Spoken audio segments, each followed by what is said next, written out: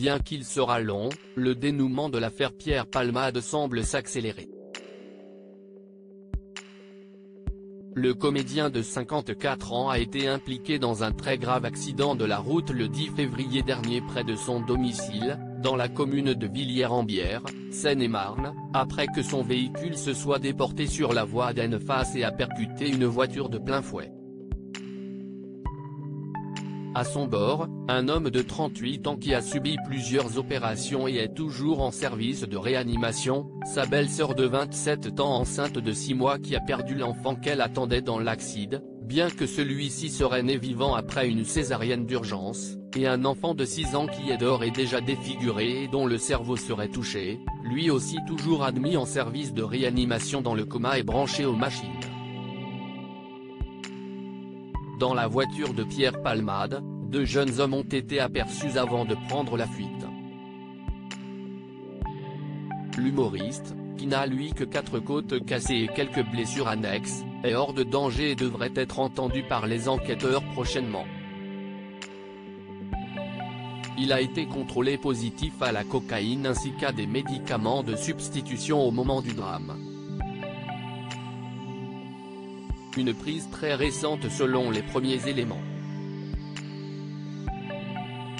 Seulement, si Pierre Palmade avait bel et bien entamé une cure de désintoxication, il a également été cité dans une affaire de chemsex seulement 8 jours avant l'accident.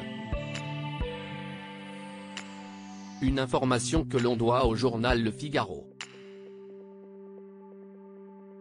En effet, le nom de l'acteur apparaissait dans une affaire de drogue avec un escort boy le 2 février dernier. L'affaire a été jugée devant la 14e chambre correctionnelle du tribunal de Paris, mais l'humoriste n'avait pas été poursuivi pour ces faits qui remontent à 2021. Une affaire qui remonte à 2021, un dealer avait été arrêté à Paris, ainsi que plusieurs clients.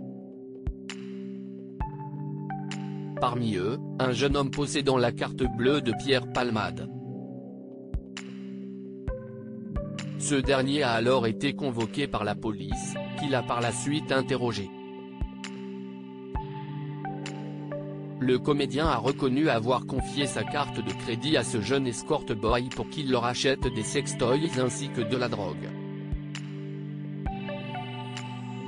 Il a également admis être un consommateur, lui qui est récidiviste puisqu'il a déjà été condamné pour des faits similaires par le passé. Seulement le dossier s'arrête là puisqu'il n'a pas été poursuivi comme usager selon la procédure. Céline Lazec, l'avocate de l'acteur contactée par Le Figaro, a déclaré qu'elle ne s'était pas occupée de ce dossier-là.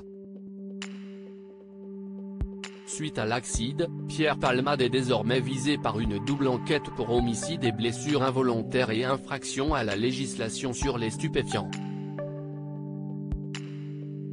Par ailleurs, l'un des 2 suspects en fuite a été placé en garde à vue et une femme a également été interpellée. Reste maintenant à voir quels seront les nouveaux éléments dans cette affaire particulièrement suivie.